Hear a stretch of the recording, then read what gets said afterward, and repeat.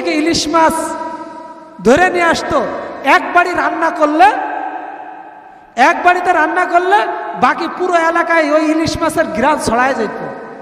আর এখন প্রতি ঘরে ঘরে ইলিশ মাছ রান্না হয়, যেই রুমে রান্না হয় পরের রুমে থেকে ঘ্রাণ পাওয়া যায়?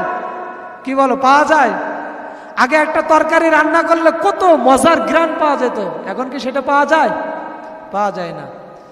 আগে কখনো দেখছো এই যে আমের সিজন চলতেছে, ফলের সিজন, লিচুর সিজন চলতেছে, কখনো কি দেখছো যে আমের ভিতরে পোক হয়, পোকা দেখছো? তোমরা তো বয়স কয়দিন, তোমরা কোথায় দেখবা?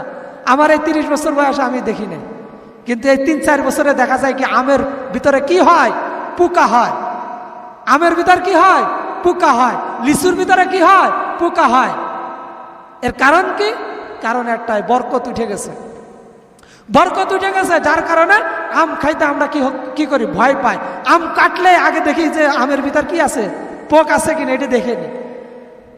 অথচ এর আগে মানুষ কি খাইতো? আম খাইতো। কখনো পোক তো থাকা তো দূরের কথা, কল্পনাই করতে পারতো না যে আমের ভিতর পোক থাকে।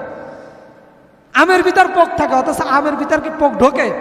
দেখা যায় আমটা খুব সুন্দর, কাটার পরে ভিতরে কি দেখা যায়? পোক দেখা যায়। আম উপরে কত সুন্দর না, উপরে দেখতে কত সুন্দর, কিন্তু ভিতরে পোকা। তার মানে বরকত শেষ হয়ে গেছে, বরকত নাই, বরকত নাই। এই জন্য আমের ভিতর কি চলে আসছে? পোকা চলে আসছে।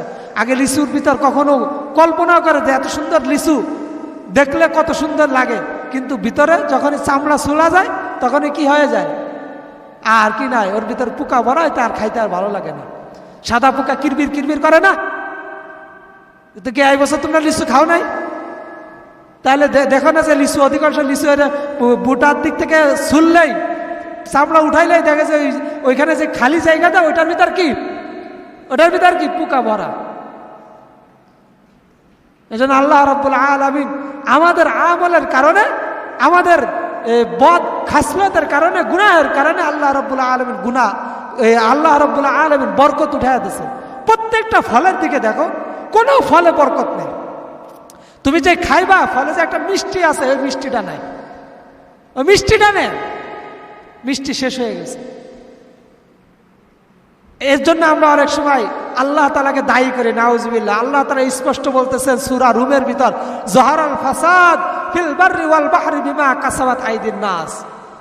বান্দা, তোমরা যা দেখতেছো না, এই যে অনাবৃষ্টি, আবার বৃষ্টি হলে অতিরিক্ত বৃষ্টি হয়, এবং এই যে আমাদের যে আম ফলের যে সমস্ত ইগুলো আছে, আইটেমগুলো আছে, এই ফলগুলো না স্বাদ না থাকার কারণ হলো একমাত্র তোমাদের হাতের কামাই। তোমরা অতিরিক্ত গুনাহ করার কারণে তোমাদের কাছ থেকে সব বরকত আল্লাহ উঠাই নিয়েছে। বিমা কাসাবাত আইদিন নাস, এগুলো তোমার হাতের কামাই।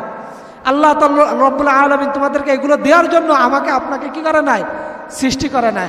আল্লাহ তাআলা আমাদেরকে ভালো কোনো কিছু দেওয়ার জন্যই সৃষ্টি করছে, না অন্য কোনো। আল্লাহ তাআলা আম দিয়েছে কিসের জন্য? আম না দিলেই পারতেন, আমাদেরকে খাওয়ার জন্যই তো দিছে।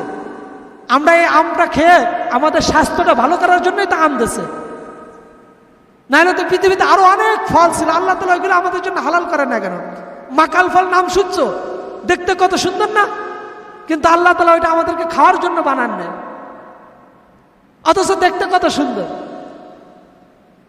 আল্লাহ তাআলা যেহেতু আম দিয়েছে, এই আমটা আমাদেরকে খাওয়ার জন্যই দিছে, আর সেই আমটাকে আমরা কি করলাম?